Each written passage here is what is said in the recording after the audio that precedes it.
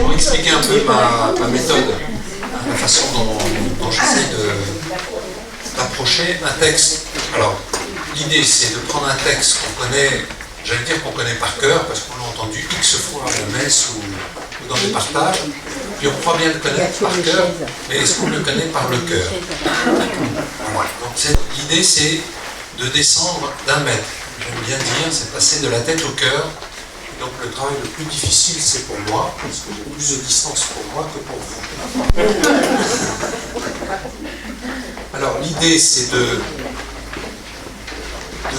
partager verset par verset le texte tel qu'il nous est donné. Bon, bien sûr, on fera des tas de ponts avec l'Ancien Testament, avec d'autres textes, mais l'idée, c'est vraiment, on prend le texte tel qu'il nous est donné, et puis on va le faire descendre jusqu'au cœur, parce qu'on ne voit bien qu'avec le cœur. L'essentiel est invisible pour les yeux. Donc il faut descendre jusque-là pour pouvoir entendre cette parole que Dieu nous donne et pour bien sûr la mettre en pratique, mais aussi pour la garder, comme Marie qui gardait toute chose dans son cœur. Même celle qu'elle ne comprenait pas, elle le gardait. Et puis, ce que je dis aussi souvent, et je l'ai fait d'ailleurs, je sors de détention, là, je l'ai fait avec un garçon qui découvre pour la première fois la Bible, l'Évangile, et je dis, ben voilà, vous mettez dans la peau d'un cinéaste, vous allez réaliser un film, alors vous voyez quels sont les personnages, les décors, est-ce que vous allez faire un paysage un plan en plongée, en contre-plongée, en grand plan, en grand angle, voilà. Et puis vous faites une deuxième lecture où là vous allez être acteur de la scène. Voilà, par exemple, il y a plusieurs personnages, il y a Jésus, il y a sa mère, il y a le maître des noces, il y a les serviteurs, est-ce que j'en oublie? Je crois que j'ai à peu près tout dit.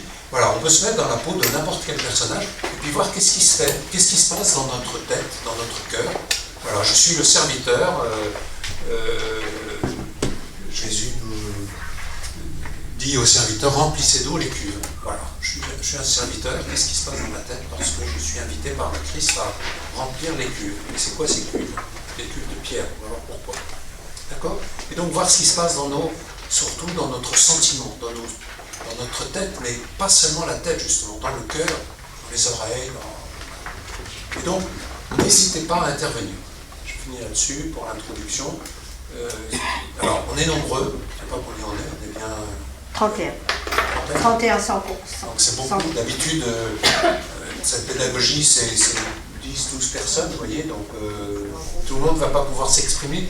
Mais si vraiment vous voulez prendre la parole, il y a un micro qui va passer, et vraiment dites, parce qu'on a tous à s'enseigner les uns les autres.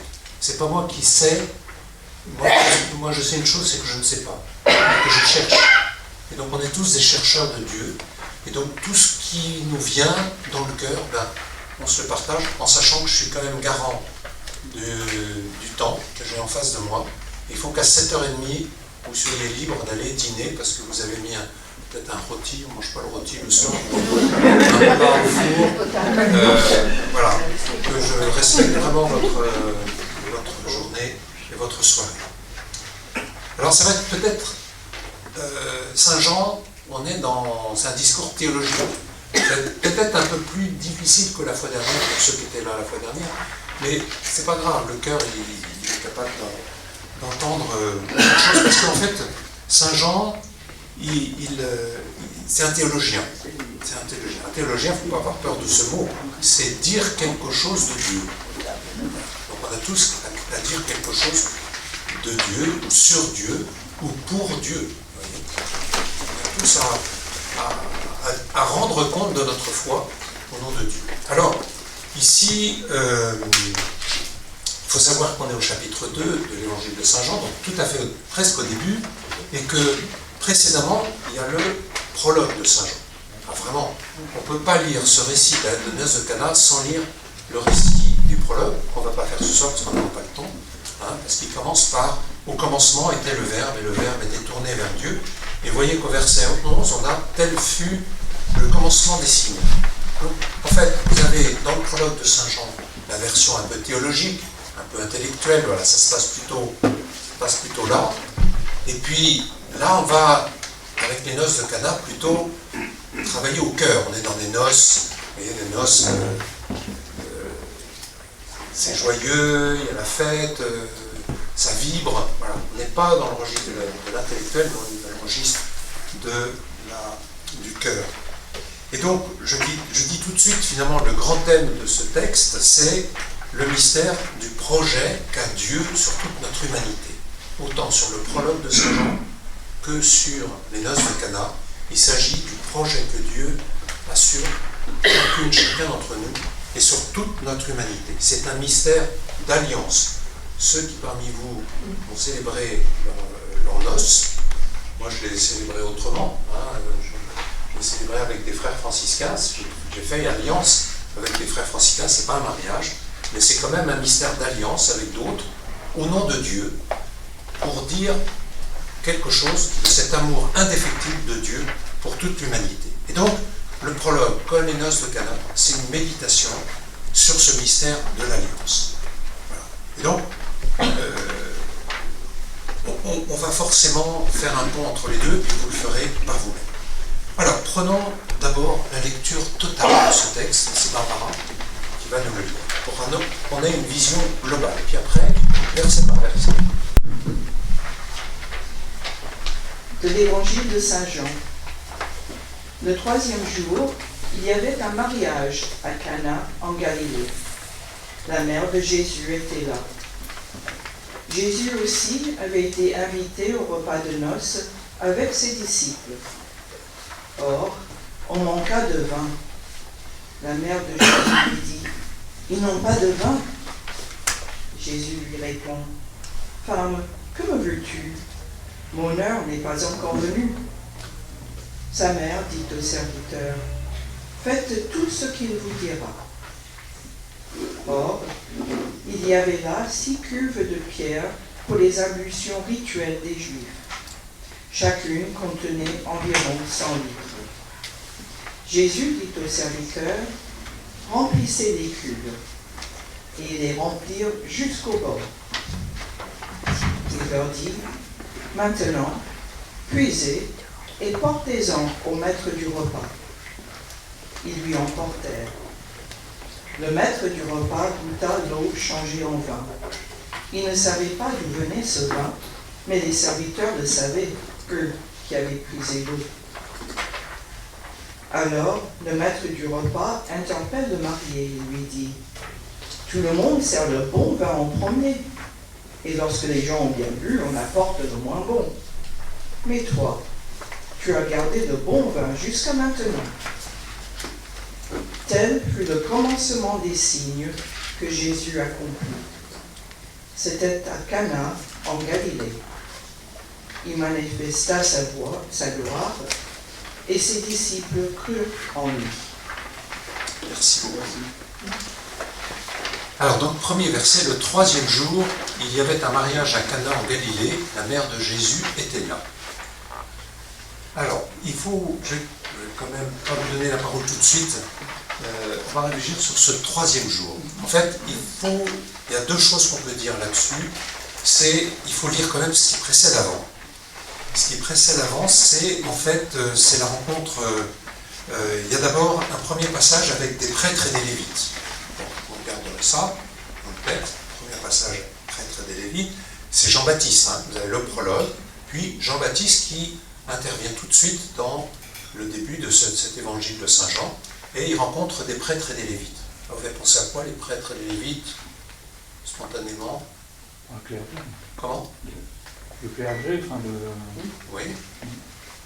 Les sachants. Les sachants, oui. Bon, on va voir. Ensuite, Jean-Baptiste rencontre l'agneau de Dieu, c'est-à-dire Jésus, qui vient de Nazareth. D'accord? Et ensuite, il rencontre 2 de ses disciples qui sont André et Pierre. Avant, le texte des noces de Cana. Donc, vous voyez, les prêtres, les lévites, Jésus et 2 disciples. Qu'est-ce qui se passe là? Moi, ça m'a étonné quand même. C'est extraordinaire, cette conjonction. C'est quoi? Il représente quoi, ces personnages?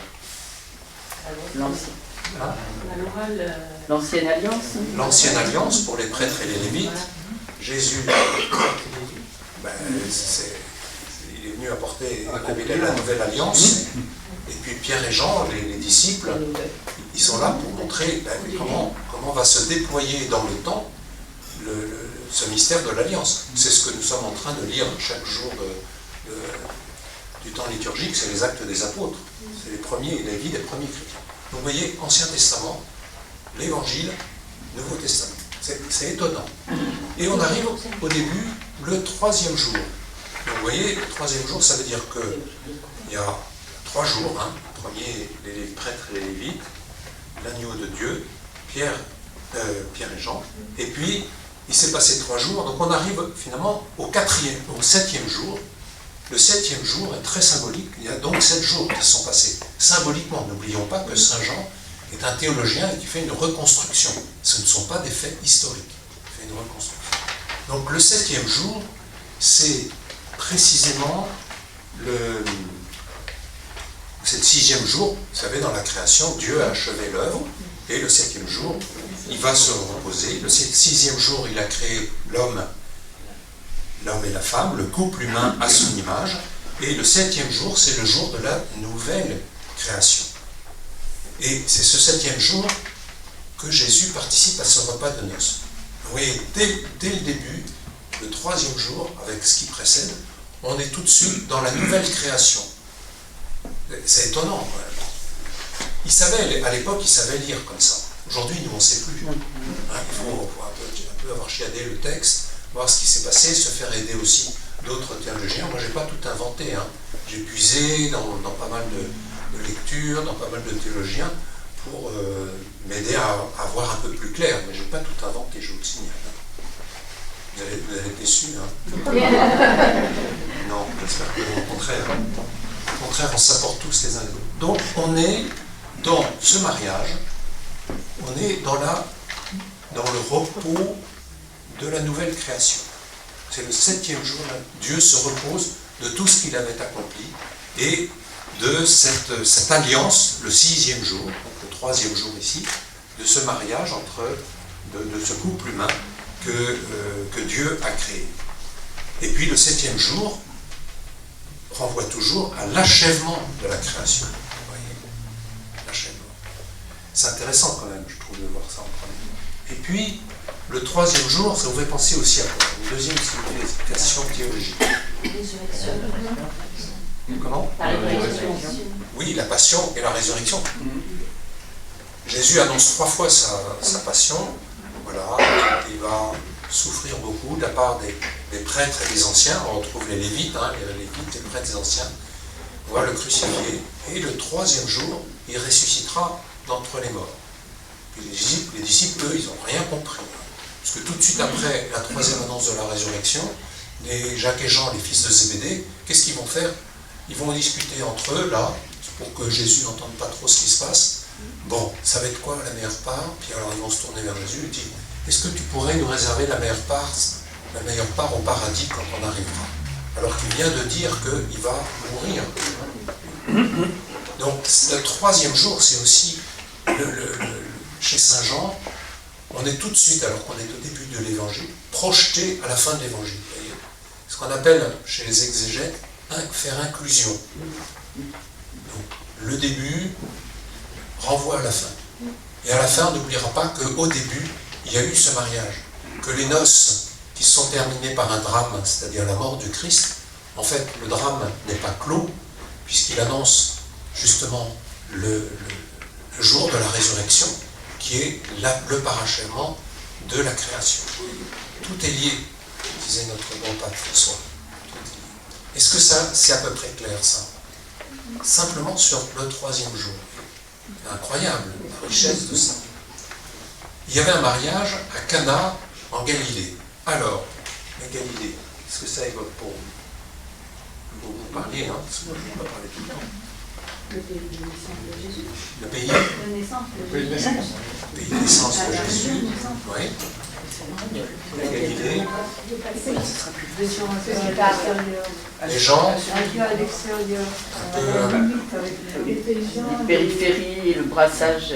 Un peu beaucoup à l'extérieur. La Galilée, c'est un lieu de passage. C'est un lieu de commerce très important. On passe, on vient de Tyr et de Sidon, on vient de l'Arabie, on vient de la Syrie, on vient voilà, c'est un lieu de passage pour commercer. D'ailleurs, Capharnaüm, et sur cet endroit-là, on dit un grand Capharnaüm. Enfin, c'est devenu une expression courante, hein, c'est le Capharnaüm ici. J'étais dans une cellule cet après-midi, c'est le Capharnaüm. Je lui ai dit, je vais vous apporter du produit pour le sol, et puis je reviens vous voir vendredi, il faut que ça soit lavé. Je lui ai dit, parce qu'en fait, il a voulu suicider ça vendredi, et donc c'est un gars psychiatrisant, très malade, et là, le lieutenant m'a dit, vous avez eu raison, vous, de le forcer. Ah, je lui ai dit, vous n'êtes pas une bête, vous ne pouvez pas vivre dans ces conditions-là. Bon, bref, parenthèse. C'est pour pas que je parle de la prison trop, parce que sinon je vais m'arrêter ça. Claude. Ce qui me surprend là-dedans, c'est Joseph Adnan est absent. Comment? Joseph est absent, c'est pour pourquoi c'est la maman de Christ qui est présente. Deuxième observation pour moi, c'est une noce dans un milieu aisé, parce que pour qu'il y ait un mec, des serviteurs et tout, c'est pas le menu fretin. Ça coûtait pas cher parce qu'on l'a chez nous. C'est la première chose qui vient à l'esprit. Et puis, deuxièmement, les serviteurs, ils sont copains. Le maître de maison est vraiment... Il dit à Jésus, bah, tu viendras aussi avec tes copains. Claude, on est au verset 1. Moi, je n'ai pas vu ce qui s'est passé après. On est au verset 1. Non, moi je suis au verset 1, je suis en Galilée. On va au plus près du texte. Hein? Qu'est-ce qui se passe? Qu'est-ce que Jean nous dit là? La Galilée, donc vous avez dit, c'est un lieu de brassage, c'est un lieu de... Toutes les nations passent par là. Qu'est-ce que ça veut dire? Ça veut dire que le mariage, que les noces éternelles que Dieu fait avec l'humanité, c'est pas pour le peuple juif uniquement, c'est pour toute l'humanité. C'est extraordinaire. Rien que ce passage-là nous dit que ces noces, c'est pour toute l'humanité. C'est pas réservé à une élite dont je ne ferai pas partie, ou pour des purs, ou pour des bien portants. Je ne suis pas venu pour les bien portants, mais pour les malades. On a déjà toute la richesse de pédagogie de Jésus, qui était aussi la pédagogie du pape François, entre parenthèses. Le Vatican, il a ouvert au Galilée. Je pense qu'il a créé à l'extérieur juste du Vatican un lieu pour accueillir les SDF, et qu'il y allait souvent. Et que tout pape qu'il était, habillé de blanc, il allait pour rencontrer les SDF. Voilà, c'est ça la Galilée. Les Judéens étaient assez méprisés d'ailleurs des Judéens de Judée en fait. Ça, je ne le sais pas. Des paysans, enfin des gens pas aussi bien que. D'accord. Donc Dieu épouse l'humanité tout entière. Personne n'est exclu de ses épousailles. Voilà. Et ce que quelque institution qu'elle soit voudrait rejeter certaines personnes de ses épousailles ne sont pas chrétiens, on va dire ça, ne sont pas chrétiens. Voilà. Je ne citerai personne. Et je pense en ce moment pas mal de gens. Même des hommes politiques très connus, très puissants. Non, c'est pas possible. Les épousailles de Dieu, c'est pour toute personne. Et pour le tout de notre personne. Parce qu'en moi, Benoît, il y a aussi un Capharnaüm. Hein. C'est pas pur. Hein. Je suis pas... Il y a un athée qui se mêle, il y a un juif qui ne croit pas en Jésus-Christ, et puis il y a un chrétien quand même qui croit profondément, qui a donné toute sa vie au Christ. Ça oui, je vous rassure. Mais il y a aussi en moi un Capharnaüm. Et Dieu est venu épouser toute ma personne. Avec le grand bazar que c'était. Quand Jésus appelle Zachée, Zachée, descends vite, je veux demeurer chez toi, je veux t'épouser, on pourrait dire ça, il ne lui demande pas de faire le ménage, comme moi j'ai fait avec mon gars cet après-midi dans la cellule. Il dit, je veux venir dans ta maison telle qu'elle est, je veux venir dans ton Capharnaüm tel qu'il est, et c'est là que je veux partager ta vie. Les épousailles, c'est partager ta vie, vivre avec toi. C'est quand même magnifique. Voilà, on n'a fait que la première partie du premier verset. Oui, est-ce qu'on peut dire aussi, quand les femmes vont au taureau et qu'elles cherchent Jésus, il y a l'ange qui dit, il n'est plus ici, il est ressuscité, il vous attend en Galilée.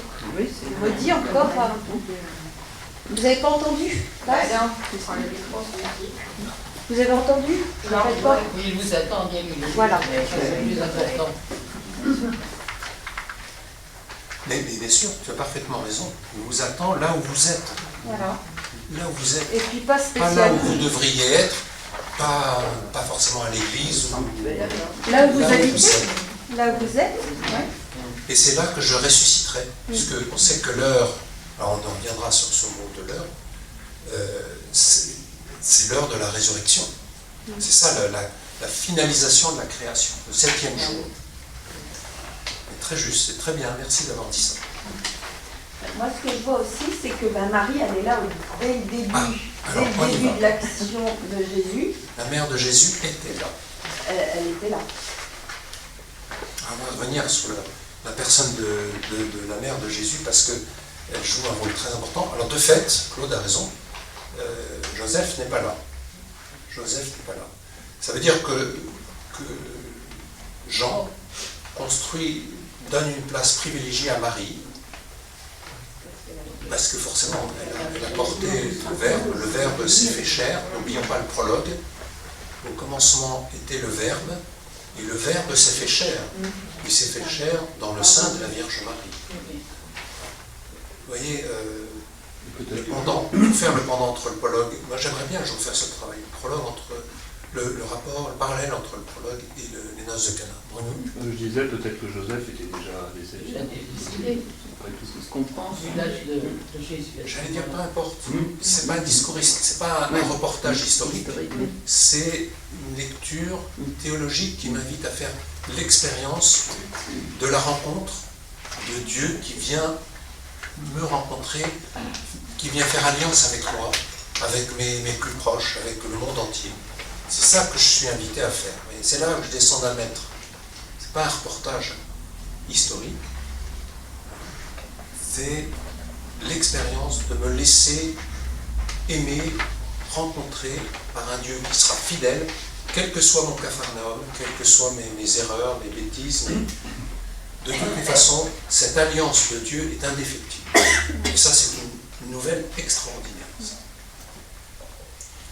Bon, on peut continuer au verset 2. Jésus aussi avait été invité au repas de noces avec ses disciples. Donc il y a je les avais oubliés tout à l'heure dans les personnages. Il y avait les disciples. Avec ses disciples. On nomme Jésus après sa maman. C'est vrai. Et surtout, Et Jésus aussi était invité. c'est les disciples, c'est-à-dire qu'il n'y a pas que les 11 apôtres, les 12 apôtres, c'est vraiment tous les disciples. Ses disciples, oui. Vous voyez comme quoi c'est une construction, parce que, historiquement parlant, au début, il n'est pas censé les avoir appelés les disciples, mais ils sont déjà là. Donc, vous voyez, c'est une construction théologique, c'est pas chronologique. Ils sont là. Moi, quand j'ai lu ça, je me suis dit, il y a un texte, mais je ne l'ai pas retrouvé, je n'ai pas eu le temps ce matin, qui dit, quand Jésus envoie ses disciples en mission pour être avec lui. C'est très beau ça. La mission d'un disciple que nous sommes, c'est d'être avec Jésus. C'est pas d'abord de faire des merveilles, de faire des conférences. La mission d'un disciple, c'est d'être avec lui. Et ce qu'il pourra donner, c'est parce qu'il aura fait l'expérience de cheminer avec lui, de compagnon de vie, d'être dans son intimité, on pourrait dire. Ça inclut bien sûr la vie de prière, la vie... Voilà. La mission d'un disciple, c'est d'être avec le Christ. Jésus était là, invité aux noces, et il était avec ses disciples. Être avec. C'est notre mission, c'est d'être avec. Il y a d'autres choses à dire. Ce qui m'interpelle, c'est qu'on ne sait pas qui invite. On ne sait pas si... On ne sait pas qui invite. On ne sait pas qui invite. Qui a invité. Oui, tout à fait. C'était des noces. Au repas des noces.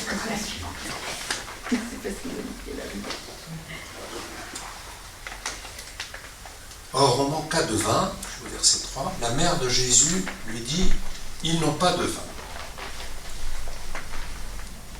Elle est sensible à nos besoins.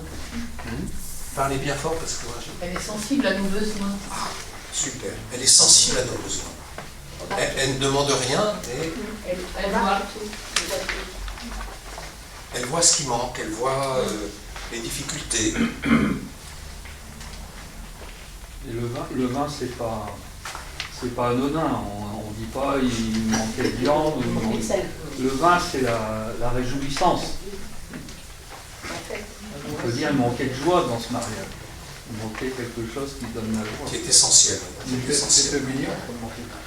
N'oubliez pas qu'entre le service du vin et le service divin, il n'y a qu'une petite jambe.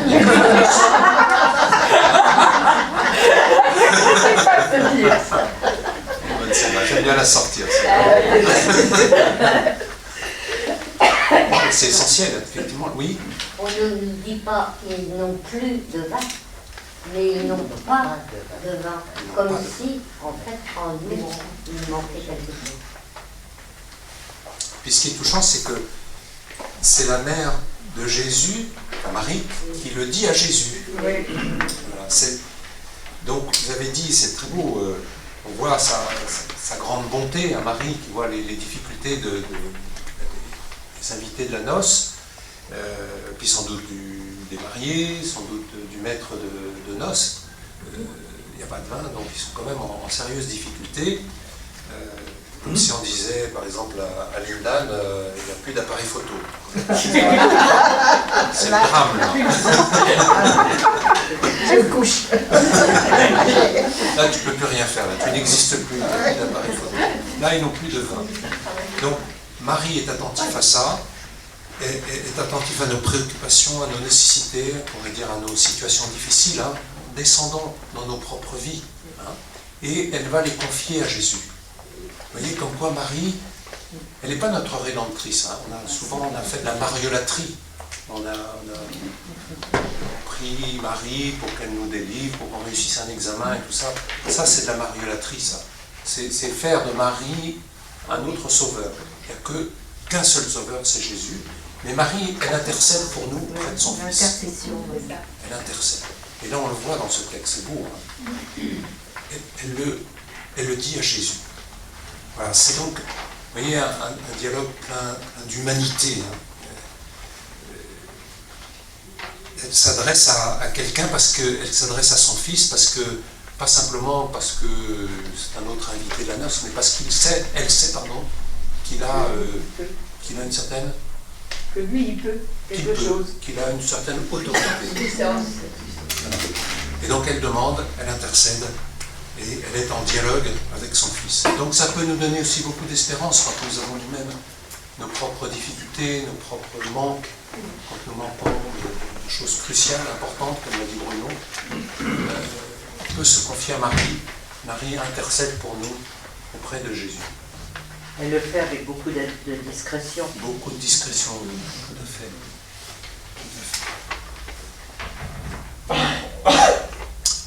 Alors Jésus lui répond, « Femme, que me veux-tu? Mon heure n'est pas encore venue. » Alors comment vous réagissez? Moi, il y a quelque chose que je ne comprends pas parce que... Tant mieux, c'est quelque chose que il dit, femme, que me veux-tu? Mon heure n'est pas encore venue. Donc, c'est-à-dire que ce n'est pas encore Jésus le Messie. Donc, il est encore le fils de Marie. Et pourtant, il l'appelle femme comme s'il était déjà au-dessus d'elle. Donc, c'est un peu contradictoire. Comme à la croix. Comment? Comme à la croix, il dit femme. Comme à la croix. Qu'est-ce qu'il dit à la croix? Il dit à quoi? Il dit à Saint Jean. Femme. Non, il dit à Marie. Voici ton fils. Et à Jean. Voici ta mère. Oui, mais là, son heure n'est pas encore venue. Donc, c'est contradictoire. Pourquoi est-ce qu'il dit femme à Saint Jean? Mais moi, je trouve que c'est un peu dur. Super vos questions. Elle est un peu dure, il l'apostrophe. Ça paraît dur. Hein. C'est une parole qui me paraît dure parce que c'est sa mère et il lui dit femme, que me veux-tu? Enfin, moi je le dirais sur ce ton-là, femme, que me veux-tu? Peut-être qu'il le dit d'une autre façon, mais c'est vraiment un peu agressif. T'es jeune? Non. Ça c'est comme les emails. Sur un email, puis on dit oh là là, qu'est-ce qu'il est agressif avec moi, etc. Parce qu'on n'a pas le contexte. Les emails c'est terrible. Moi j'ai vu dans ma propre famille religieuse des gens se diviser, se fâcher. J'allais dire presque à mort, non pas à mort. Parce qu'ils avaient reçu un email et ils avaient mal interprété le texte. Justement, c'est ça qu'on va faire, parce qu'on va interpréter ce que ça veut dire. Parce que ça ne va pas de soi. Claude, tu voulais dire quelque chose? Oui, est-ce que c'est pas lié à la traduction? Au départ, c'était un texte écrit en araméen, ensuite en langage d'Israël, ensuite en grec, et en latin. et après en français. Alors, très juste. C'est tout à fait ça. Alors, je suis allé voir effectivement le texte original qui veut dire femme, que me veux-tu? C'est-à-dire, femme, qu'y a-t-il entre toi et moi? Quel est l'interstice entre toi et moi? Tu ne peux pas comprendre, mais qu'y a-t-il pour toi et pour moi? La traduction exacte, c'est ça. Qu'y a-t-il pour toi et pour moi? Mais ça répond pas en fait pourquoi il dit Non. femme. Voilà, ça répond pas encore. Voilà. Parce que je comprendrais qu'il dit femme s'il était déjà, quand il est sur la croix, il est déjà glorifié, etc. Mais là, c'est son fils, il n'est pas encore... Mais en fait, il n'y a pas la relation mère-fils, elle n'est pas du tout la même. Oui, mais c'est au Moyen-Orient, c'est pas la même Voilà, façon de parler on n'a que pas nous. du tout la même relation. L'affect est... Enfin, justement, Jésus veut enlever l'affect. Il veut identifier Marie comme la femme, il lui demande quelque chose. Il ne veut pas mettre de l'affect là-dedans. Non, il n'y a pas de question d'affect. En fait, alors je suis allé chercher parce que ça ne va pas de soi. Hein, ça ne va pas de soi du tout. En fait, en réalité, ce titre de femme indique la position de Marie dans l'histoire du salut. Qu'elle a une position tout à fait originale.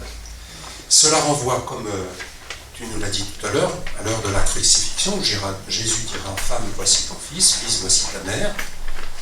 Et puis, il indique ainsi par ce terme « femme » à l'avance l'heure. Il fera devenir la femme, c'est-à-dire sa mère, la mère de tous les disciples. Et en même temps, pensons au récit d'Adam et Ève. Il faut revenir aussi jusque-là. Donc il y a la mère de tous les... C'est notre mère, Marie. On l'a pris comme Sainte Marie, Mère de Dieu, c'est notre mère aussi à nous. Et on est invité à retourner au début de la création, où Adam, au milieu de la création et de toute sa richesse, se sent seul, comme être humain. Et Ève est alors créée. Ne disons surtout pas des propos misogynes ou féministes, comme si la femme dépend de l'homme. Ça n'a rien à voir avec tout ça. Tous ceux qui s'appuient sur ces textes n'ont rien compris de la façon dont l'écriture est faite. Ève est créée et en elle, Adam trouve la compagne qu'il attendait et qu'il appelle du nom de femme. Ainsi, nous avons donc Ève qui est la première femme, avec Adam. D'ailleurs, Dieu crée l'homme avec un grand H. Homme et femme, il les créa. D'accord? C'est la bonne traduction. Et du coup, dans la nouvelle création, Marie représente la femme nouvelle, définitive, la compagne du Sauveur, du Rédempteur. Vous voyez, quand on voit, par exemple, sur le tympan, je l'ai dit la fois dernière, mais je m'excuse si je me répète, sur la cathédrale Notre-Dame de Paris, vous avez la synagogue qui est représentée par une femme voilée, d'une part, et à droite, vous avez Marie sans le voile, qui représente la femme réussie. L'homme réussi, c'est la femme, parce qu'elle a su parfaitement dire oui à Dieu pour l'accueillir, alors qu'elle ne connaissait pas d'homme, elle ne savait pas comment cela allait se faire, et elle a fini par dire ben oui, que tout se passe pour moi selon ta parole. Elle est le oui qui s'est trouvé accompli, puisque grâce à ce oui, la femme, a porté en elle le Fils Dieu Sauveur. Et d'ailleurs, Jésus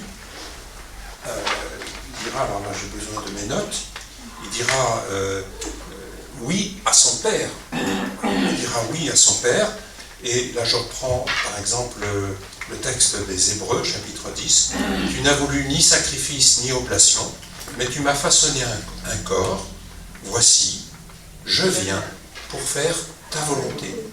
Voilà, c'est le oui du Fils. Je viens pour faire ta volonté. Et sur la croix, il dira que tout, comment il dira ça? Entre tes mains, je remets mon esprit. Et sur le Golgotha, voilà, c'est plutôt le Golgotha, que cette coupe s'éloigne de moi. Je n'ai pas envie de la vie, cette passion. Mais que ce ne soit pas ma volonté, mais la tienne. Voilà.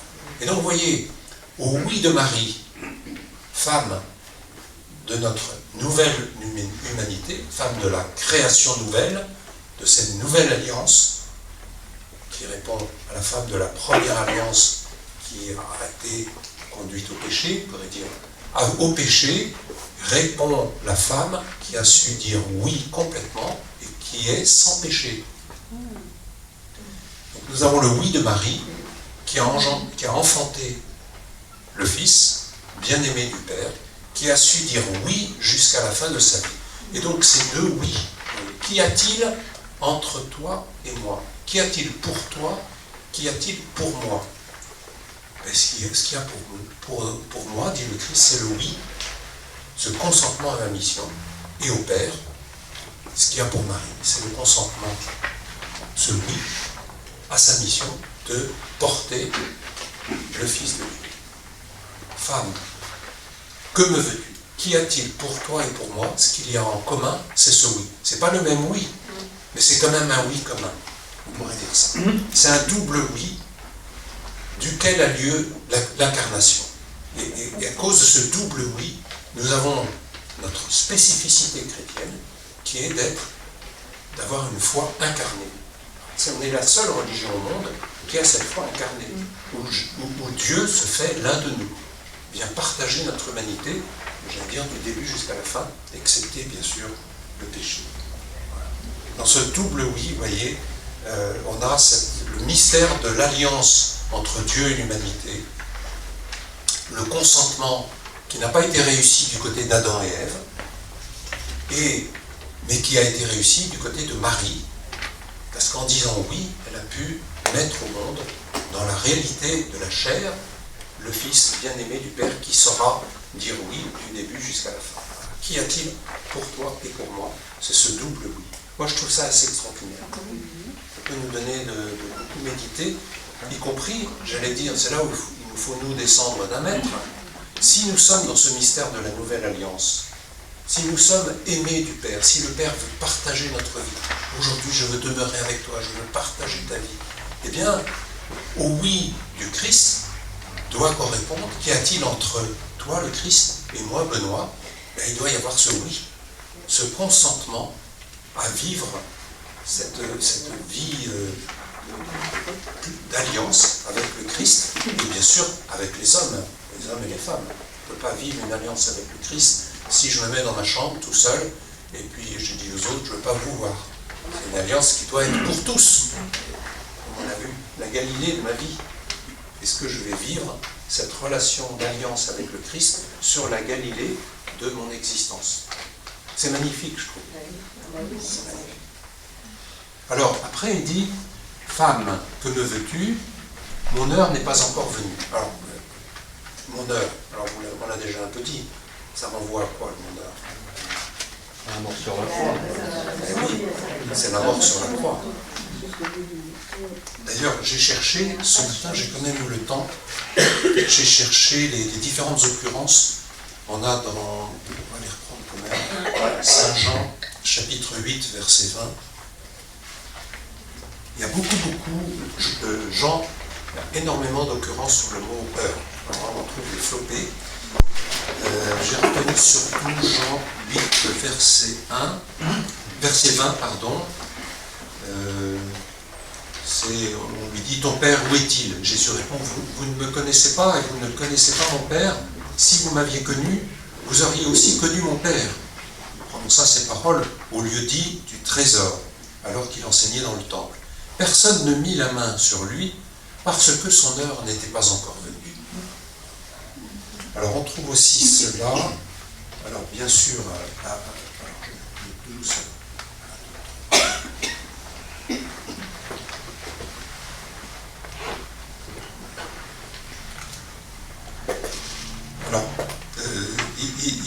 il arrive à Jérusalem pour les rameaux, il annonce que voilà, si le grain de blé ne tombe en terre, ne meurt, il reste seul, si au contraire il meurt, il porte beaucoup de fruits en abondance. Vous voyez, on est dans la dimension de la passion, de celui qui donne sa vie, celui qui aime sa vie, la perd. Maintenant, mon âme est troublée, que lui dirai-je? Père, sauve-moi de cette heure. Mais c'est précisément pour cette heure que je suis venu.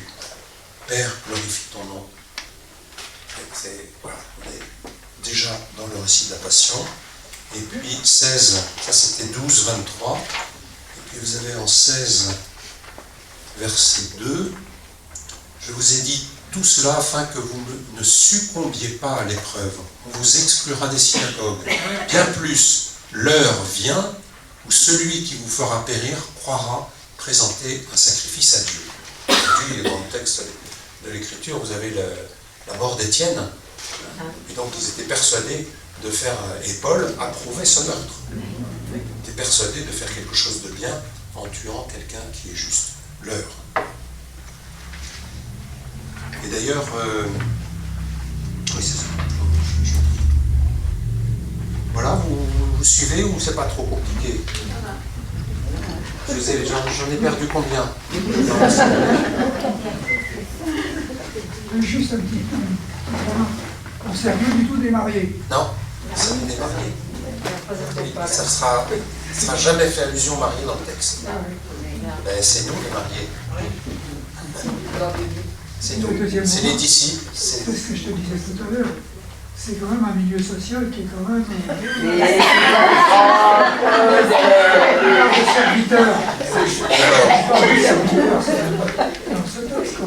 Ben, ça veut dire que l'alliance de Dieu, elle existe aussi même pour les milieux favorisés. Oui, pour tous, les riches et les pauvres, les malades et les bien portants, pour tous.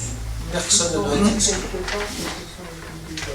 Je me souviens quand j'étais jeune prêtre à Saint-Denis, on des prêtres, qui se permettait d'engueuler les LACO, vous savez, je fais partie de l'ACO avec Claude, donc j'ai rien contre l'ACO, mais c'était hors de l'ACO et de l'Action catholique, point de salut. Ils engueulaient les gens bourgeois. Voilà.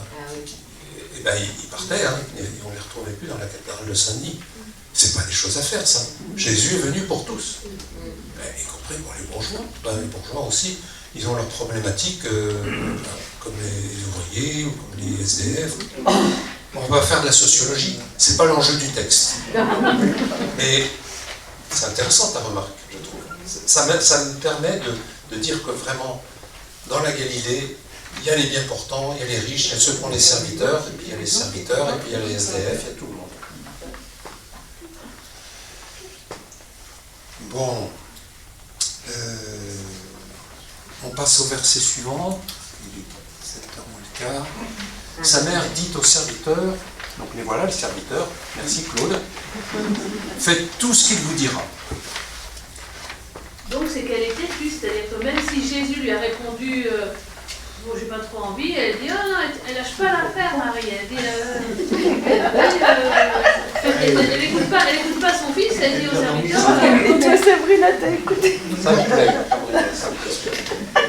Elle lâche pas l'affaire. Elle passe outre. Voilà, quand on prie Marie, on sait qu'elle lâchera pas l'affaire. Ça donne beaucoup de confiance. Ça, il faut la prier beaucoup, Marie. T'as raison.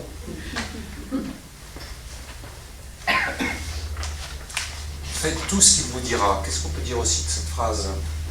Qu'est-ce que ça évoque en vous? C'est comme aujourd'hui, toujours la parole du Christ. Suivez la parole du Christ. C'est pas pour notre prière. C'est Ça s'adresse à nous. Marie, elle nous dit faites ce qu'il vous dit. Voilà, ça s'adresse à nous. Faites tout ce qu'il vous dit. Faites tout ce qu'il vous dira, faites-le. Elle s'en remet. Marie s'en remet. Elle s'en remet à son fils. Elle ne sait pas comment. Le comment, on ne sait pas. Nous non plus, on ne sait pas. Ni Marie. Comment cela se fera-t-il? Je ne connais pas l'homme. Le comment, on ne sait pas. Mais elle s'en remet à son fils dans une confiance totale. Et comme nous sommes invités dans les drames de nos vies, dans nos difficultés, voilà, à nous en remettre. On ne sait pas comment il va répondre, ce manque de vin. On ne sait pas. Mais il va répondre. Reprenez encore ce psaume 33 qui est tellement beau. Un pauvre cri, le Seigneur entend. Le Seigneur entend. Et entendre dans la Bible, c'est non seulement écouter, mais c'est transformer en une action. Qu'est-ce qu'on fait de ce qu'on entend? Moi je dis souvent, je me suis formé à l'écoute. J'aime bien écouter. Mais qu'est-ce que je fais de ce que j'ai écouté? Est-ce que je permets à celui que j'ai écouté, ou celle que j'ai écoutée, de lui permettre de faire un pas de plus? Et si possible, si elle est au bord du précipice, ne pas faire un pas pour tomber dans le précipice, si possible. Voilà. Qu'est-ce que je fais de ce que j'écoute? C'est ça, entendre vraiment. Voilà, qu'est-ce qu'on peut dire d'autre? Elle accepte la volonté de Dieu, la confiance en lui.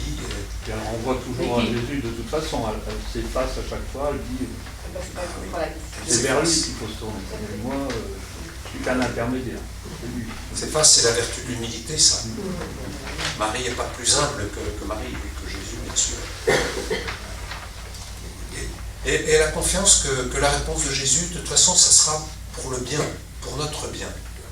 C'est le bien de tous, puisqu'il s'agit d'une alliance de bonté, une alliance de miséricorde, une alliance de justice aussi et de paix. La justice est très important. Voilà, elle sait que de toute façon, on ne sait pas comment ça va se faire, mais que ce sera pour notre bien et notre bien véritable. Ça, c'est cette confiance inébranlable et nous pouvons l'avoir. Et puis que Jésus, il ne joue pas au prodige, c'est pas un magicien. Souvent, les gens qui ne connaissent pas l'évangile vont dire, mais c'est quoi ce Jésus auquel vous croyez? Il change l'eau en vin, il marche sur la mer, ça veut dire quoi? Il ne s'agit pas d'un thaumaturge, pas un magicien. Quand je célèbre des sacrements, souvent des gens, vous savez, qui baptisent leurs enfants, qui sont très très honnêtes de l'église, je dis, vous savez, je ne suis pas un magicien. Alors, j'attends un peu, je ménage mes effets, et puis je leur dis, c'est quoi un sacrement? C'est quoi le sens de ce sacrement? C'est Dieu qui fait, par les ministres que nous sommes, les serviteurs que nous sommes, d'ailleurs, ministre ça veut dire serviteur, si nos ministres de la République pouvaient s'en souvenir de temps en temps. Non mais ça, c'est pas écrit dans le texte. Hein. Mais si on pouvait se souvenir que c'est le Seigneur qui fait l'œuvre, qui fait le travail. Mais nous, on intercède, on est les bras de Dieu, on est les mains de Dieu. Voilà. C'est le Seigneur qui fait le reste. Marie est l'archétype, on pourrait dire, le modèle de cette humanité réussie qui sait faire confiance en Dieu et qui sait s'abandonner, même quand ça nous paraît complètement impossible. Et quand je regarde en ce moment Bruno. Bruno, je te regarde. J'ai eu la joie de te donner sur ton lit d'hôpital le sacrement des malades. On ne savait pas où tu allais. On ne savait pas comment tu t'en sortirais. Mais je me souviens encore de la confiance d'Isabelle, puis que ce sacrement, cette force de Dieu, bon, tu aurais pu ne plus être là, mais tu es là. C'est magnifique. Moi, je rends grâce chaque fois que je te vois pour la bonté de Dieu, la force de Dieu, vraiment. Alors, on continue.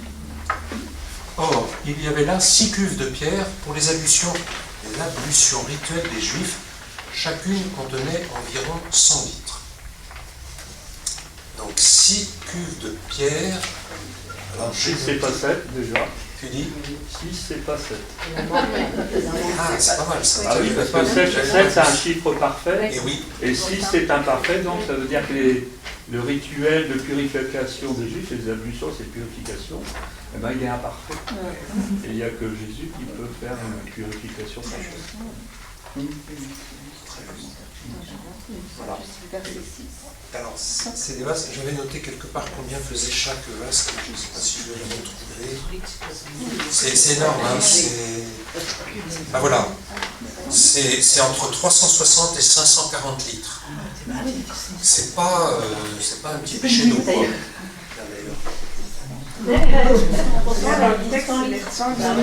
Comment est-ce qu'il y a retenu mon attention? Pardon? Dans le texte, il dit 100 litres.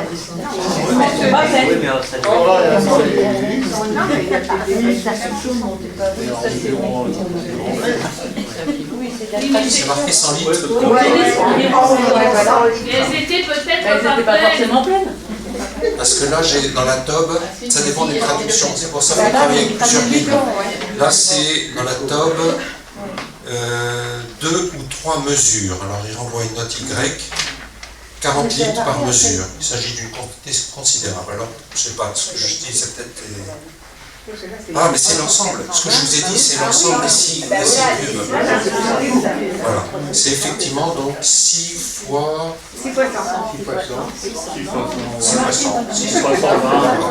Bon, j'allais dire peu importe. On s'en fiche de la quantité.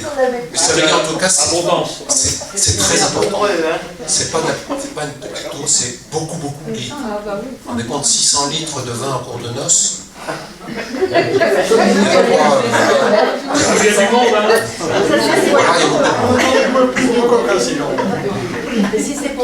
ce qui est intéressant, c'est pourquoi elles sont en pierre, ces cuves. Ben oui. Pour les rituels de... Ça veut dire qu'on est tous exactement. Les cuves de pierre étaient réservées pour les ablutions rituelles. Je l'ai dit un peu tout à l'heure, c'est-à-dire pour la purification. Alors que les poteries en terre cuite étaient employées plutôt pour l'eau potable. Donc vous voyez, on met l'eau, Jésus demande de remplir l'eau dans des cuves réservées à la purification. La purification réservée aux Juifs. On est dans un milieu juif ici. Donc, en fait, l'eau qui va se transformer en vin, qu'est-ce que ça veut dire? Oui, c'est le sang du Christ aussi. On le sait maintenant. On le sait maintenant. Mais pourquoi dans des cuves de pierre? Qu'est-ce que ça voudrait dire? N'oublions pas la nouvelle alliance, pardon. C'est justement l'ancienne alliance qu'on transforme dans la nouvelle. Exactement. C'est-à-dire c'est précisément le remplacement du judaïsme par le christianisme. C'est rien que ça. Le cuve de pierre, c'est ça que ça veut dire. Et quand les chrétiens ont lisaient ce texte, n'oublions pas que Saint Jean, c'est l'évangile le plus tardif. Il a été écrit dans les années 80-90, au moment où la persécution contre les chrétiens était farouche. Mais très farouche. D'ailleurs, elle a duré jusqu'en 313 à la conversion de l'empereur Constantin. Et donc, tous les récits apologétiques des pères de l'Église, moi je lis chaque jour une page des pères de l'Église qui est donnée sur AELF, et je me nourris énormément de ces pages des pères de l'Église. C'est très intéressant parce qu'ils travaillent comme nous travaillons en ce moment. C'est par les pères de l'Église que j'apprends à méditer l'Évangile comme je le fais aujourd'hui. Parce qu'ils utilisent les symboles, les cuves de pierre, ça renvoie automatiquement à la purification des Juifs, purification rituelle, ils se purifiaient, et puis ça renvoie aussi à ma propre purification, à ma propre conversion. C'est intéressant. Et donc, je reprends ma phrase, les Juifs, les chrétiens étaient énormément persécutés à cette époque-là, et donc en projetant, comme ça a été écrit dans les années 90, 100, en fait, Jean, quand il écrit ça, avec la communauté journalique, il projette le passé, du temps du Christ, des années 30, 33, il projette sur le passé sa propre vision théologique du moment. C'est-à-dire qu'il voit que les chrétiens qui sont persécutés sont en train de rompre définitivement avec le judaïsme, ce qui a provoqué quand même des drames humains, sociaux, familiaux. Vous voyez, si dans une famille il y a quelqu'un qui devient chrétien et l'autre qui reste fidèle au rite de purification des Juifs, ça peut diviser des familles. Voilà. Ça a été extrêmement tendu, comme ça peut arriver dans certaines familles. Voilà, cette douleur, cette rupture douloureuse qui est l'œuvre même de Jésus, c'est pas moi qui ai inventé le christianisme, Jésus, réalise finalement symboliquement le remplacement du judaïsme par le christianisme. Voilà. Donc c'est assez important ce que je suis en train de dire. Et puis, là, pardon. C'est comme un nouvel enfant. Voilà, c'est ça. Donc il s'agit bien effectivement de la nouvelle alliance qui remplace l'ancienne alliance. Je ne dis pas autre chose. Ce qu'on avait dit au début, on le retrouve là par ces jarres de pierre. Et puis alors l'abondance du vin, c'est, on l'a dit, voilà, quand Jésus fait quelque chose, quand Dieu fait quelque chose, il ne le fait pas à moitié, il le fait totalement. C'est-à-dire qu'il donne tout.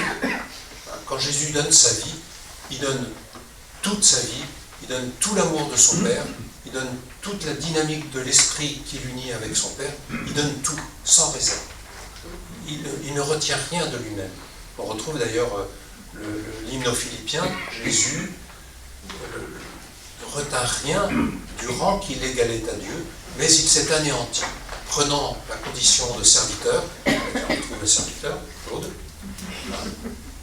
et il est mort sur la mort de la croix, afin qu'on tous soient exaltés et relevés. Ça va pour le verset 6 ? Voilà, alors verset 7. Jésus dit aux serviteurs, remplissez d'eau les cuves, et ils les remplirent jusqu'au bord. Complètement. Comment ? Totalement. Totalement. Voilà. Donc ils ont confiance, hein. Ils y vont. On pourrait dire, hey, t'es un petit peu barjot, quoi. Qu'est-ce qu'il m'a dit là ? Bah, eux, ils bossent, hein. C'est du boulot, 600 litres. 600 litres. Donc confiance totale dans la parole. Le serviteur de Dieu, c'est quelqu'un qui a cette confiance totale dans la parole de son Seigneur, de son Maître. De son Maître. On pourrait dire, en prononçant ce mot Maître, Claude nous a dit, mais il n'y a pas les mariés, mais bon, le maître des noces, bon, je l'anticipe, pardon. On verra après quand il viendra. Donc, pleine confiance, jusqu'au bord, voilà, générosité, sans réserve, remplir sa vie jusqu'au bord. Nous aussi, si nous sommes les serviteurs du Seigneur et de son alliance, les remplissons jusqu'au bord, c'est-à-dire ne réservons pas notre part à nous. Voilà. J'aime bien dire, l'homme simple, c'est pas un simplet, c'est celui qui a une tunique d'un seul tenant. D'ailleurs, quand Jésus est mort, ils n'ont pas voulu découper la tunique, ils ne sont pas partagés la tunique, parce que la tunique d'un seul tenant, elle dit toute la valeur de la personne.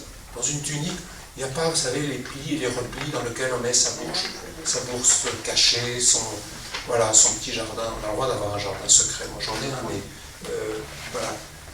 Se réserver une part pour soi. Non, avec le Christ, c'est jusqu'au bout, c'est tout. On donne et on donne tout, sinon on ne donne rien. C'est exigeant, hein? Oui, mais en même temps, s'ils avaient mis que la moitié, ils auraient eu 300 litres.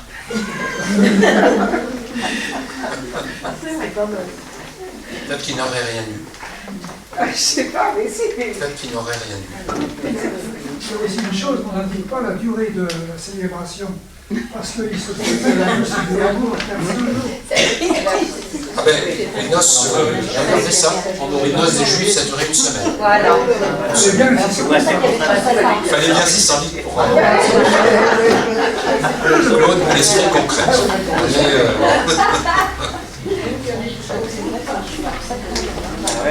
Voilà, qu'est-ce qu'on peut dire d'autre sur ce texte, sur le verset 7 et 8 donc vous voyez, la fin des anciennes purifications, le salut ne passe plus par ces rites-là. Ça vaudra la mort de Jésus, hein.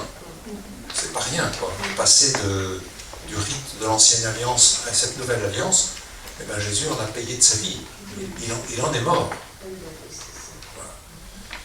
Et puis le vin qui devient symbole du mystère nouveau, de la joie messianique, du sang du Christ, vous l'avez dit, hein, offert dans la nouvelle alliance. Alors, on ne pourra plus maintenant entendre les paroles de consécration, ceci est mon corps, ceci est mon sang, versé pour la multitude.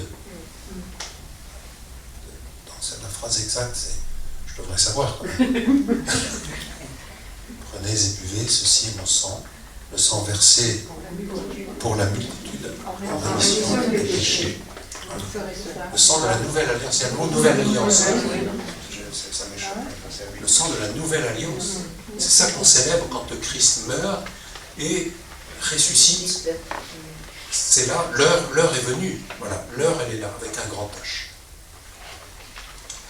Et puis, moi je voudrais souligner aussi la pédagogie de la foi de Jésus, que Jésus passe par des serviteurs. Il passe par Marie, mais il passe aussi par les serviteurs que nous sommes, et pas par le maître du repas. Il passe par des serviteurs. Tu as dit tout à l'heure, ministre, serviteur.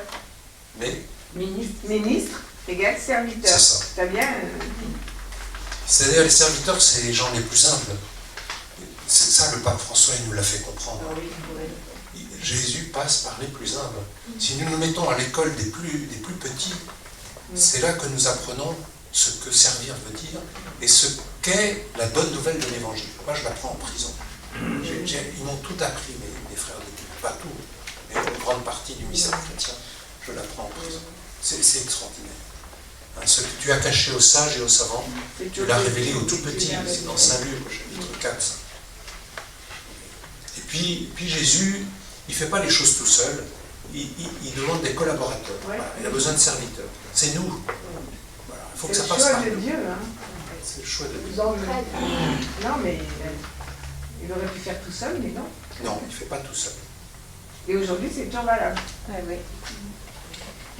C'est-à-dire, vous connaissez ce que c'est qu'un bon chef? C'est lui qui délègue. J'ai dit hier au chemin. Un bon chef. Ne rien faire, tout faire faire, ne rien laisser faire. Tout, ne rien faire. Jésus, il fait rien. Qu'est-ce qu'il fait là? Il fait rien. C'est un bon chef en fait. Hein.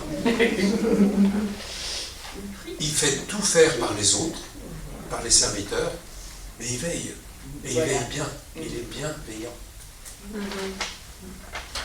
Quand il a dit « Donnez-leur vous-même à manger ». C'est exactement la même chose. C'est ça le miracle, en fait. Le miracle, c'est de ressusciter dans ses serviteurs la capacité de faire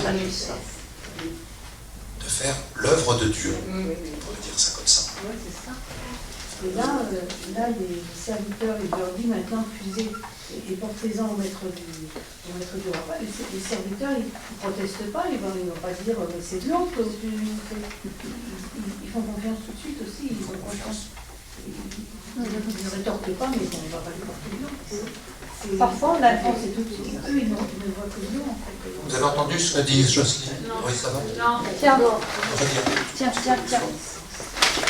Il faut appuyer sur le bouton, hein. Ça c'est éteint. Il faut appuyer sur le bouton. Appuie. Allez, 4 secondes. Les serviteurs... Non, avec l'eau. Non, C'était bon.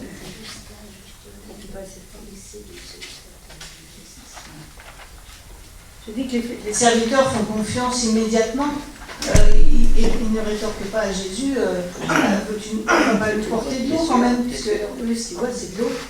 Ils n'ont pas, et ils font confiance. Ils font confiance. Ils ne doutent pas. Et ça dépend, on ne sait pas si l'eau a été changée en vin dans les cubes ou dans les jars. L'histoire ne le dit pas. Je ne sais pas, donc si ça se trouve, peut-être que l'eau dans les cubes est déjà en vin. Il est rempli jusqu'au bord d'eau, je ne sais pas si c'est du vin ou de l'eau. Je vais te dire, je vais peut-être te choquer, je m'en fiche. C'est pas ça la question. Ce n'est pas la question. La question c'est Jésus. Alors, c'est le verset suivant. C'est la question de faire advenir dans nos vies cette nouvelle alliance, qui n'est pas à base de rites, de purification, mais qui est de l'ordre d'un engagement de ma personne, d'abord dans la confiance en Dieu, qui vient m'épouser, qui vient vivre avec moi, hein, ses disciples, pour être avec lui, qui m'invite à être avec lui dans la prière, dans la vie, et qui m'invite aussi à servir les autres, à servir là où il y a des manques, il n'y a plus de vin, à être serviteur là où il y a des manques, où il y a des drames, où il y a des difficultés. Donc l'alliance que Dieu fait avec moi, j'y réponds, et j'y réponds en faisant alliance aussi avec les hommes et les femmes. C'est ça l'incarnation. Si simplement c'est une alliance dans ma chambre devant mon Saint-Sacrement, aussi important soit cette méditation dans le Saint-Sacrement, et qu'elle ne se prolonge pas dans la vie des hommes, ça invalide cette alliance, voyez. Même si, du point de vue de Dieu, cette alliance elle est indéfectible, et c'est pas moi, par mon ignorance, que je vais invalider l'alliance de Dieu. De toutes les façons, elle sera indéfectible, cette alliance de Dieu. Tu voulais dire quelque chose, Monique? Non, mais je disais tout ça, ça nous renvoie à la foi. C'est la foi. Va, ta foi t'a sauvé. Et dans tout ce qu'on est en train de ce sur quoi on réfléchit, c'est la foi. Quand tu dis la confiance, c'est la foi. Quoi. Alors il y a la foi de Marie. Ouais. On pourrait dire aussi la foi de Jésus, la foi en son Père, la foi de Marie, la foi des serviteurs. Voilà. Et puis notre foi à nous. D'accord. Bon, on arrive au verset 9. Le maître du repas goûta l'eau changée en vin. Il ne savait pas d'où venait ce vin, mais les serviteurs le savaient, eux qui avaient puisé. Et un maître du repas, normalement c'est les maris qui sont les maîtres du repas. Non, non. Un beau-père, là. En général, non.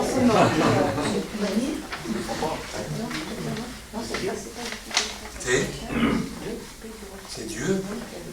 C'est qui le maître du repas? C'est pas dit en tout cas. Hein? Non. Mais chacun peut y aller de sa propre version. Hein? C'est ça le but de notre partage, c'est qu'on peut. C'est celui qui normalement était responsable de l'organisation de la fête. Non, parce qu'après, ce qui est écrit, ça contredit. Alors ça. c'est celui qui est de l'organisation de la fête, d'accord, Sabrina? Non, mais après, ça contredit parce qu'il dit, verset 10, enfin, quand on lit le verset 10, le maître de repas interpelle le mari, lui dit blablabla, mais toi tu as gardé le bon repas jusqu'à maintenant. Ce qui sous-entend que c'est le mari qui gère le repas. Et là, on parle de maître Il du gère repas. il gère les approvisionnements, mais le maître du repas, lui, il gère l'organisation et le déroulement. C'est différent. Le marié est chargé d'acheter et le maître du repas de distribuer ce qui a été acheté. T'as compris ça, Sabrina? En fait, les mariés fournissent la nourriture, les aliments, le vin, l'eau, si tu veux, et tu as le maître du repas qui va organiser le repas, qui va apporter les trucs au fur et à mesure.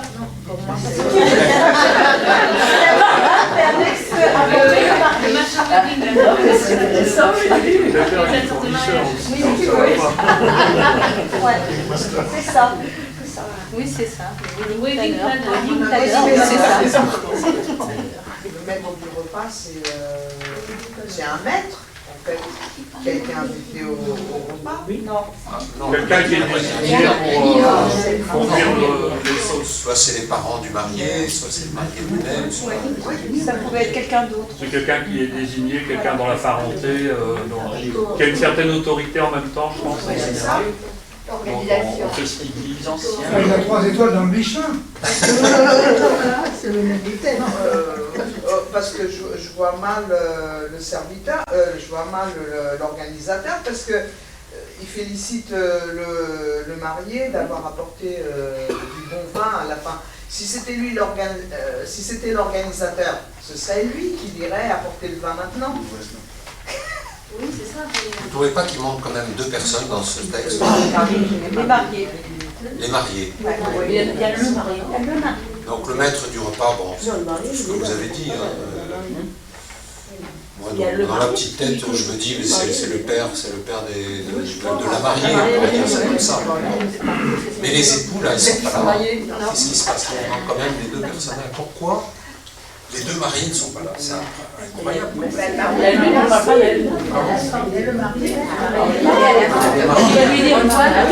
Il est où le marié? C'est lui.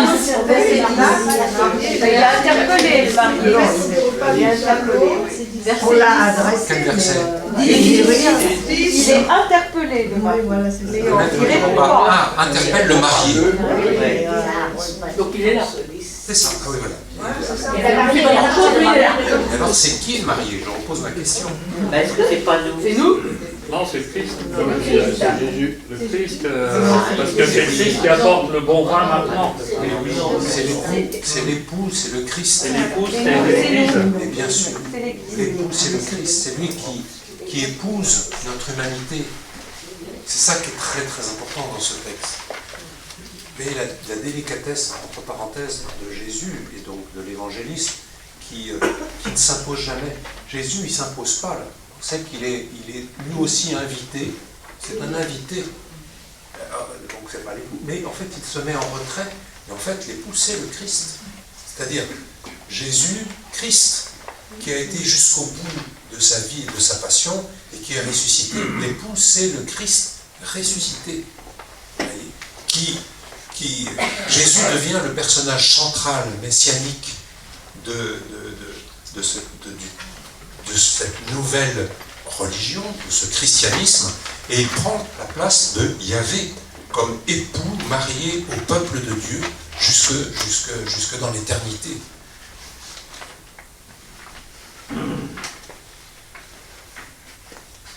Et en fait, on passe de Yahvé, de l'Ancien Testament, le nom qu'on ne pouvait pas prononcer, au Messie. Jésus est le Messie.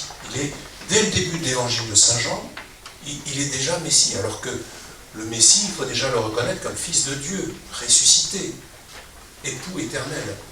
Et là, il est en creux, on pourrait dire, de façon énigmatique, de façon modeste, humble. Il est présenté comme notre époux, celui qui vient réaliser les noces divines, les noces éternelles. Il est Dieu, on sait que Jésus est Dieu, mais il est aussi pleinement homme, et il vient c'est lui le sacrement. Le sacrement, c'est le signe, avec un grand S majuscule, le signe humanisé, j'allais dire concrétisé, incarné de ce Dieu qui fait alliance avec toute l'humanité, et il vient au cours de ces noces, dans notre humanité, partager notre existence, nous inviter à être avec lui, comme ses disciples, à aller sur les chemins, à guérir les malades, à soigner les lépreux, à annoncer la bonne nouvelle, et puis aussi à dire, mais oh les gars, c'est pas vos lois qui sauvent, hein. C'est l'amour qui sauve. C'est l'amour qui sauve. Les noces, c'est d'aimer. C'est d'aimer, de se laisser aimer. C'est ça qui sauve, c'est pas des rites. Il faut des rites. Je sais pas, on n'est plus des adolescents. C'est bien qu'on a besoin d'une colonne vertébrale pour tenir notre corps. Mais ce qui nous fait vivre, c'est l'esprit qui fait vivre, dit saint Paul. C'est pas la colonne vertébrale qui fait vivre. Alors quand j'ai des problèmes de colonne vertébrale, je vais voir un ostéopathe, d'accord. Mais c'est l'esprit qui fait vivre, c'est l'amour qui fait vivre. Et c'est les noces qui font vivre cette alliance entre Dieu et l'humanité. Et non pas les rites. Les rites, on n'en a plus besoin d'une certaine manière. Bon, ceci dit, pour aimer, j'ai besoin aussi d'avoir des rites et des rythmes. Parce que chaque jour, on va revenir, il faut pouvoir tenir dans la durée une vie d'amour et une vie de noces. Vous le savez bien, hein, comme moi, l'alliance que l'on fait un jour, c'est pour la vivre tous les jours. C'est ça qui est exigeant. Bon, on avance bien, je trouve. Hein. Tout le monde sert le bon vin en premier, donc Pardon ? Moi, ce qui m'étonne dans ces versets, c'est qu'on ne sait pas à quel moment il va être changé. Non, on ne sait pas. C'est pour ça que j'ai dit tout à l'heure, Sabrina, on s'en fiche. On s'en fiche. Le bon vin, c'est le don de l'époux. Le bon vin, c'est l'époux qui se donne à nous, qui se donne comme... il va donner ce qu'il se donne, il donne sa vie. Et on va le célébrer avec le corps et le sang du Christ, sang de la nouvelle alliance. Le fait que Jésus se donne à nous comme époux divin, c'est ça le vin nouveau. Vous voyez ? Et le bon vin, en fait, je pense que le bon vin avait été servi, mais on en a trouvé encore un meilleur. C'est ça qu'il faut se dire. C'est pour ça qu'on fonctionne en termes de comparaison. Les comparaisons n'est pas raison, mais là, dans le cas présent, effectivement, le bon vin avait peut-être été servi au début, justement, il suivait un peu le procédé que tout le monde utilisait, et Jésus est venu transformer tout ça en apportant quelque chose qui rend sur place. Le premier vin, c'est le vin de la première alliance. Je dis de moins en moins l'Ancien Testament, je dis la première alliance, parce que c'est plus respectueux des Juifs.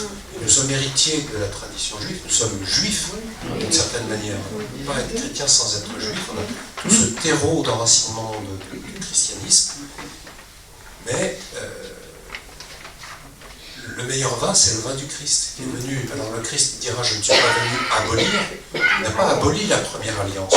Il n'a pas dit, tout ça c'est à mettre à la poubelle. Non, il n'est pas venu abolir, mais accomplir. c'est très respectueux, Jésus est très respectueux des Juifs. Hein. Il ne va pas en balancer comme ça les rites. Mais il dit, il y a meilleur vin que cela. Et par la suite aussi, et dans l'histoire des Hébreux, il va se trouver en concurrence, entre guillemets, avec Moïse, qui pour le peuple hébreu était pratiquement le représentant, le Christ lui-même. Excuse-moi, j'ai décroché. Ce que je veux dire, c'est que le Christ, chez les Hébreux du début du 1er siècle, va se trouver, par rapport au milieu hébreu traditionnel, en concurrence avec Moïse. Oui, on va même dire qu'il est le nouveau Moïse. Oui.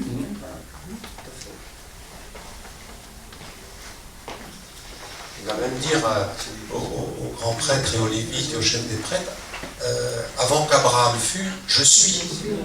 Je suis, c'est le Yahvé d'ailleurs, c'est le tétragramme juif, je suis. Je suis celui qui est, je suis avec vous, je suis pour vous. Il est là depuis toujours, c'est ça. Donc il dépasse Moïse. D'ailleurs, on le retrouvera dans le texte de la Transfiguration. Je crois que j'ai prévu de vous faire Transfiguration. Où on retrouve d'ailleurs Moïse et Élie, les deux grands piliers du prophétisme. Et il dépasse aussi Abraham, le père des croyants. Tout ça, c'est lié, c'est assez fabuleux. Benoît ? Oui. Alors, moi, l'histoire de maître du repas, j'aime bien comprendre les choses. Ça, j'avais compris. Ah bah alors là. Non, mais j'ai cherché, parce que Google est mon ami.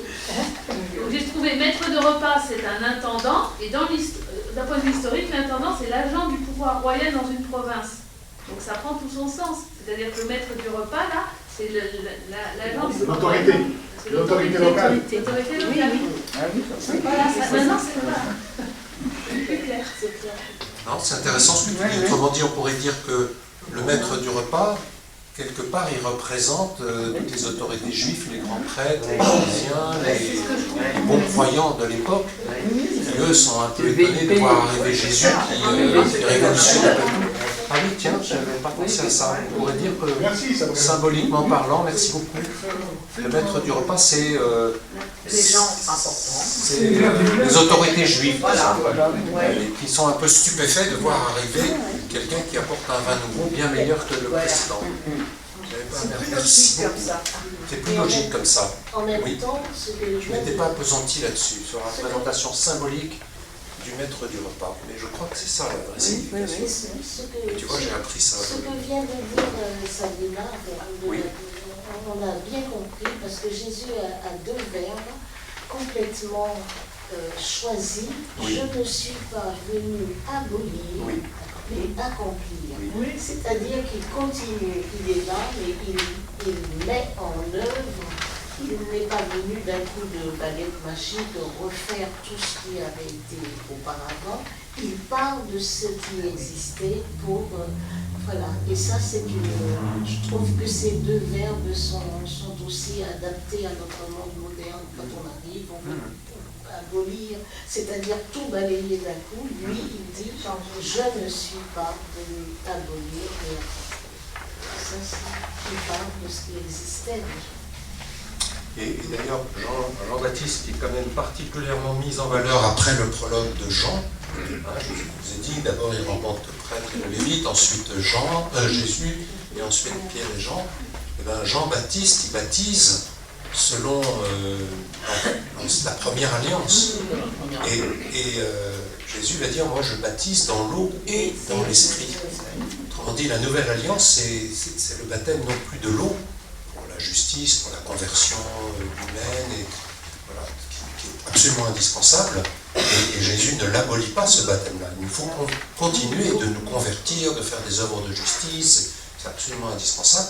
Et en plus, dimension, disons, transcendante, vivre de l'Esprit Saint, vivre de l'Esprit de Dieu, c'est-à-dire être avec l'époux, vivre avec lui.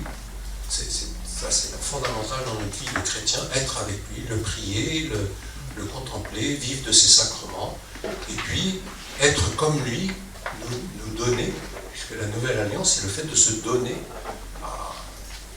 aux autres. Ce vin, il va j'allais dire, disparaître dans la bouche et dans le corps de ceux qui vont le consommer. pour qu'ils soient heureux. C'est pour la joie aussi. Le vin, c'est ce qui donne la joie des noces, la joie nuptiale, et nous sommes faits pour être heureux. On n'est pas encore arrivé au paradis, mais ça anticipe les noces éternelles. Hein. Heureux les invités au repas des noces de l'agneau. C'est ce qu'on dit à chaque messe. C'est une phrase très importante. Hein. On y est là. Et Jean, chapitre 2, c'est les noces éternelles de Dieu. On sait où on va. Donc il nous donne le prologue, encore une fois, prologue et noces de Cana. On sait où on va. On va à l'accomplissement de sa passion, de sa mort et de sa résurrection, qui est l'accomplissement de ces noces éternelles. Et d'ailleurs au verset 11, tel fut le commencement des signes que Jésus accomplit. C'était à Cana en Galilée, il manifesta sa gloire et ses disciples crurent en lui. Le mot commencement, ça rejoint donc le début du prologue, comme je l'ai dit tout à l'heure. Au commencement était le Verbe. Le Verbe était tourné vers Dieu, et le Verbe était Dieu. Il était au commencement tourné vers Dieu. Tout fut par lui, et rien de ce qui fut ne fut sans lui. Voilà, cette eau changée en vin, c'est ça. Tout ce qui fut par lui, rien de ce qui fut ne fut sans lui. Voilà. Nous sommes dans le cadre des 7 jours de la création. Et l'épisode de Cana, c'est le 7e jour qui accomplit les noces éternelles, la création. Voilà, enfin, la création est accomplie. Le 6e jour, il a créé l'homme et la femme, Adam et Ève. Avec le Christ, nous avons le nouvel Adam, qui est Jésus, la nouvelle Ève, qui est Marie, qui célèbre les noces éternelles pour chacun de nous, pour la Galilée de toutes les nations, pour toutes les Capharnaüm qui sont en nous, Capharnaüm de ce monde. Tous sont appelés à participer aux joies éternelles de ce Jésus, notre époux. D'ailleurs, attendez, je vais vérifier une chose, Jean, chapitre 3, verset 27.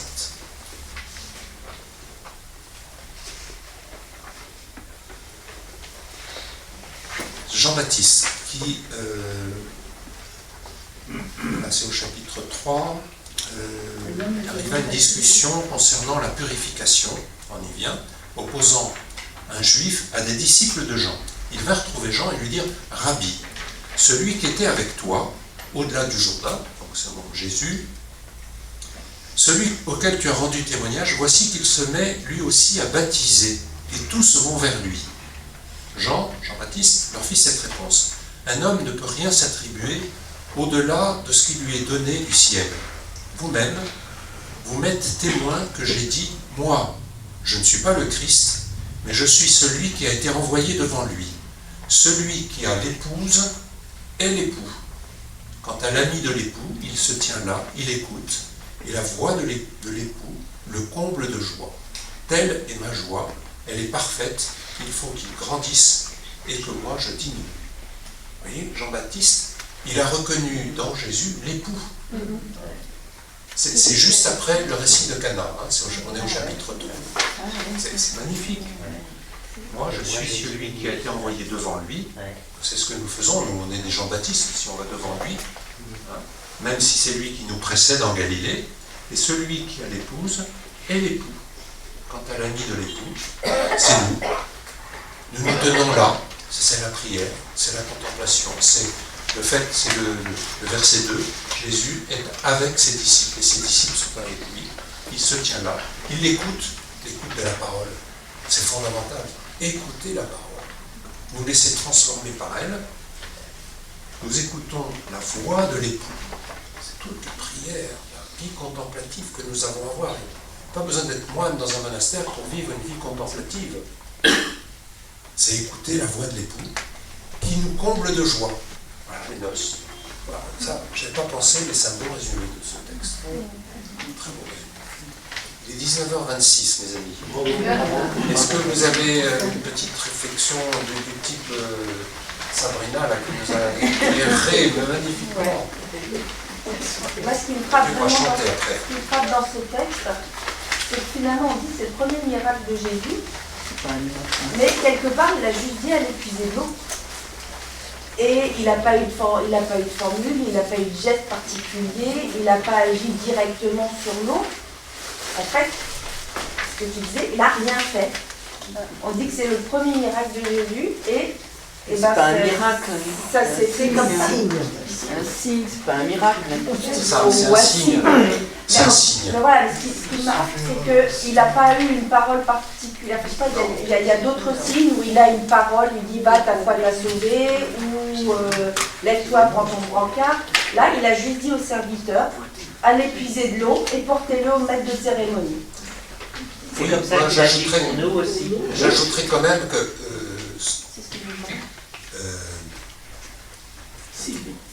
Sylvie nous dit, pas miracle, mais signe. Je suis pleinement d'accord avec toi, mais c'est pas un signe, c'est le signe. Jésus est le signe. Il nous montre que l'alliance entre Dieu et l'humanité, c'est Jésus qui l'accomplit. Je ne suis pas venu abolir, mais accomplir. Il est le signe, par exemple, dont les sacrements sont le signe. Les sacrements, ça veut dire signe. Mais à une époque, au Moyen-Âge, il y avait 12 sacrements. Aujourd'hui, il y en a plus que 7. Bon, c'est l'Église qui choisit les signes dont nous avons besoin pour révéler le signe qu'est l'époux de Christ, bien aimé. Allez, on chante. Marie, la première en chemin.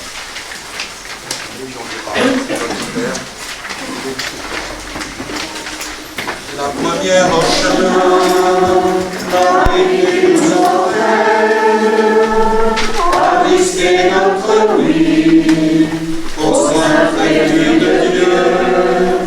Et voici questionné en margine incertaine de notre humanité. Jésus-Christ, Fils de Dieu, marche avec nous, Marie, sur nos chemins de foi, et son chemin vers Dieu, et son chemin vers Dieu. La première en chemin, joyeuse tutélance, prophète de celui qui a pris corps en toi. La parole a surgi, tu es sa résonance, et tu franchis les monts pour emporter la voie. Marche avec nous, Marie, au chemin de l'annonce, et son chemin vers Dieu, et son chemin vers Dieu. La première en chemin, tu provoques le signe, et l'heure pour Jésus de se manifester. Tout ce qu'il vous dira, faites-le et vos vignes, sans saveur et sans fruit, en sont renouvelés. Marche avec nous, Marie, au chemin de l'écoute, et son chemin vers Dieu, et son chemin vers Dieu. Le Seigneur, tu nous invites comme Marie à risquer notre oui, pour qu'il y ait entre le oui de Jésus et le nôtre tout ce qu'il y a de mystère, de rencontre et d'épousailles. Nous nous mettons comme Marie dans cette dynamique de confiance et d'abandon. Tout ce qu'il vous dira, faites-le et faisons-le nous aussi avec nos bras, nos cœurs, nos mains et inspirés par l'Esprit du Christ. Notre Père. Dieu de Dieu, que ton nom soit sanctifié, que ton règne vienne, que ta volonté soit faite sur la terre comme au ciel. Donne-nous aujourd'hui notre pain de ce jour. Pardonne-nous nos offenses, comme nous pardonnons aussi à ceux qui nous ont offensés. Et ne nous laisse pas rentrer en tentation, mais délivre-nous du mal. c'est à toi qu'appartiennent le règne, la puissance et la gloire, pour les siècles des siècles. Amen. Que le Seigneur nous donne sa bénédiction, nous donne son bon vin pour vivre et vivre dans la joie. Amen. Amen. Bonne soirée, merci de votre participation. À la prochaine. C'est donc